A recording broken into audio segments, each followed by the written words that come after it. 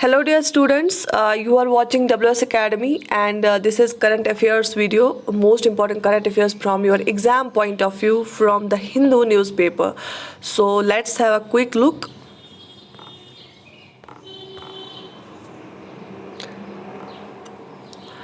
पहली जो आज के द हिंदू न्यूज़पेपर में न्यूज़ थी from exam point of view that is Bru refugees के बारे में। ब्रू रेफ्यूजीज़ है ये ट्राइबल ग्रुप्स है, दो स्टेट्स में रहती है, एक तो मिज़ोरम में और त्रिपुरा में, लेकिन बेसिकली ये मिज़ोरम की हैं। और मिज़ोरम में 1997 में इनके साथ इथनिक वायलेंस हुआ था और ये भाग गए थे 1997 में। और कहाँ भाग गए थे?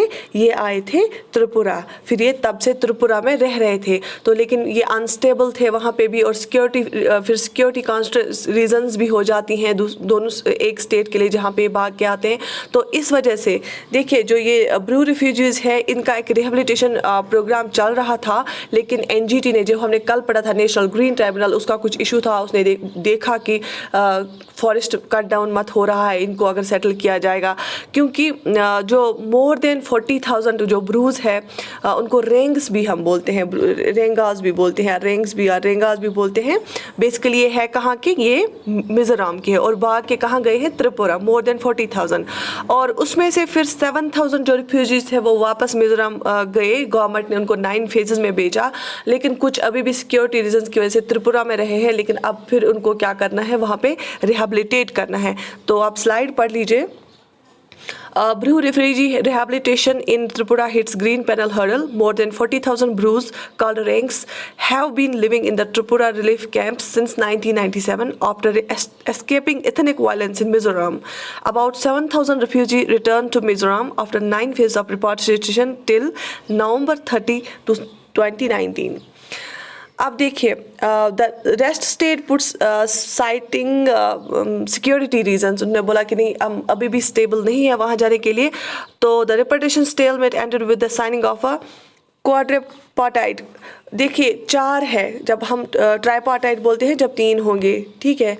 और क्वाड्रिपार्टाइट कब बोलते हैं? हम 4 होंगे। क्वाड हम 4 को बोलते हैं यूजुअली, पेंटा हम 5 को बोलते हैं। तो कौन कौन से 4 थे इस एग्रीमेंट में? एक तो था पहले ही रिप्रेजेंटेटिव्स ऑफ ब्रूज, जो ब्रूज है उनके रिप्रेजेंटेटिव्स थे उस एग्रीमेंट में जिनने साइन किया था। और उसके बाद ही मिनिस्ट्री ऑफ होम अफेयर्स, कौन थी? मिनिस्ट्री ऑफ होम अफेयर्स थी। और उसके बाद था त्रिपुरा का गवर्नमेंट और मिज़ोरम गवर्नमेंट, ये 4 थे। याद रख लीजिए जो ब्रू एग्रीमेंट है वो किस किस के बीच हुआ? एक तो हुआ representatives of Brus, ministry of home affairs, Tripura government and Mizoram government. अब ये न्यूज़ में क्यों आया था? कुछ एनजीटी ने बोला है कुछ कंसर्न्स अबाउट द एनवायरनमेंट, अगर आपको इनको रिहेबिलिटेट करना है, किस जगह पे करना है, तो इसलिए न्यूज़ में था। But for security this portion of the syllabus this is important. और हमारे जो सिक्योरिटी जो कंसर्न्स होते हैं, जो एग्रीमेंट्स होते हैं, फिर वो ministry of home affairs usually करती है।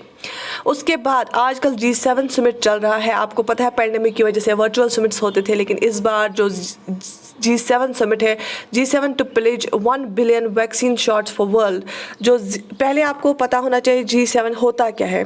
It is an inter governmental political forum consisting of, ये एक इंटर गवर्नमेंट पॉलिटिकल फोरम है जिसमें हम पॉलिटिकल जो पॉलिसीज़ है डिफरेंट कंट्रीज है आपस में बात करती हैं, गवर्नमेंट्स की होती है, ये इंटर गवर्नमेंटल है, ठीक है। डिफरेंट कंट्रीज़ जो इसमें है उनकी गवर्नमेंट्स के रिप्रेजेंटेटिव्स जाते हैं और वहाँ पे डिस्कस करते हैं, बहुत सारे इश्यूज़ पे बात होती है। तो कौन कौन सी कंट्री है इसमें 7 कंट्रीज़ है, Canada, France, Germany, Italy, Japan, United kingdom and United states. ये 7 है। एक तो कनाडा है, फ्रांस है, जर्मनी है, इटली है, जापान है, यूके है एंड यूएस है। ये 7 कंट्रीज़ G7 में आती हैं। आप ये याद कर लीजिए, बहुत इंपॉर्टेंट है from exam point of view. So the heads of, तो जब समिट होता है कौन कौन मिलता है? The heads of government of the member states, जो गवर्नमेंट इस मेंबर जो ये भी कंट्रीज़ हैं इनके जो हेड्स होते हैं वो मिलते हैं, as well as the representatives of the European Union meet at the annual G7 summit. और एक तो ये 7 मेंबर्स के हेड्स मिलते हैं, और जो रिप्रेजेंटेटिव्स होते हैं किसकी तरफ से? यूरोपियन यूनियन की तरफ से, वो भी समिट पे मिलते हैं, ठीक है। अब इस बार इन्होंने क्या क्या बात की? एक तो वैक्सीन का बोला था, वैक्सीन शॉट्स हम प्रोवाइड करेंगे वर्ल्ड को। दूसरा बोला था global minimum tax least 15% on multinational corporations. जो भी MNCs वर्क करती हैं इन कंट्रीज़ में, तो इन्होंने बोला है कि हमें एक ग्लोबल मिनिमम टैक्स एक थ्रेशोल्ड एक रखना है, उतना टैक्स हमें लेना चाहिए। तो क्योंकि आजकल बहुत ज़्यादा MNCs है, और आपने वो कॉन्सेप्ट पढ़ा होगा कि जिस बेनिफिट शेयरिंग ना, ये benefit sharing and base erosion benefit sharing concept कि वो कहाँ पे कमाते हैं, फिर वो कहाँ पे शो करते हैं, और फिर कैसे वो इवेड करते हैं टैक्सेस को। तो उस पर बात हुई थी। और जो 47th समिट हुआ वो कहाँ पे हुआ? UK में हुआ, ये कैरिबिस बे में हुआ, ये UK में है। 47th समिट UK में हुआ। तो इसके बाद ये देख लीजिए, ये हमने ये लाया है मैप। ये देखो, ये कनाडा है, जो ब्लू कलर का है वो मेंबर्स ऑफ G7 है, जो ब्लू कलर के। और जो दूसरा कलर है उसमें है कि यूरोपियन यूनियन दिखाता है। ये कनाडा हुआ, ये UK है, ये फ्रांस एंड इटली है, and this is Japan. And जो ये यहाँ डॉट दिख रहा है ये बेसिकली फ्रांस का है, क्योंकि फ्रांस अंदर से है, ये मिसाइल्स लॉन्च नहीं कर सकते इन्होंने, इसीलिए खुद क्या रखा है, साउथ अमेरिका में एक इनका अभी भी है जहाँ से वो मिसाइल लॉन्च करते हैं। तो जो ये ग्रीन, ये इस कलर में है, ये है यूरोपियन यूनियन। आई होप आपको समझ आया होगा। Map representation is very must for you to understand these things. Russia to supply high tech satellite to Iran report. ये इंटरनेशनल रिलेशंस में आता है कि रशिया अब हाईटेक सैटेलाइट, जो ये हाई रेजोल्यूशन सैटेलाइट है, वो देगा ईरान को। इससे क्या होगा फ़ायदा ईरान को? It will allow the Islamic Republic to monitor this facilities of its adversaries across the West Asia. Iran को बहुत ज़्यादा थ्रेट रहता है, तो उस सिक्योरिटी बढ़ाने के लिए, सेफ्टी बढ़ाने के लिए अपनी कंट्री के लिए वो रशिया इनको प्रोवाइड करा है सैटेलाइट, हाई रेजोल्यूशन सैटेलाइट। तो इससे क्या कर सकते हैं, मॉनिटर कर सकते हैं अपने बॉर्डर साइड से, या जो वेस्ट एशिया है, जो ईरान के इर्द गिर्द एरियाज़ हैं, उनको वो चेक करने में, सिक्योरिटी चेक करने में इनको हेल्प करेगी।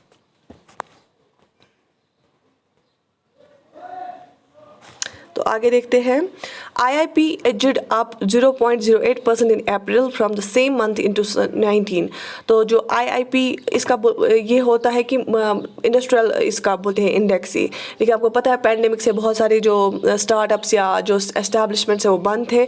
तो हमें यहाँ पे याद रखना है, ये आप न्यूज़ पढ़ भी सकते हैं अगर आप इकोनॉमी रिलेटेड आपको ये चाहिए, इन डेप्थ न्यूज़ चाहिए। लेकिन आपको याद रखना है जो IIP होता है इसका फुल फॉर्म होता है index of industrial production. IIP का फुल फॉर्म क्या होता है? Index of industrial production. और ये डेटा रिलीज कौन करता है? National statistical office. कौन करता है?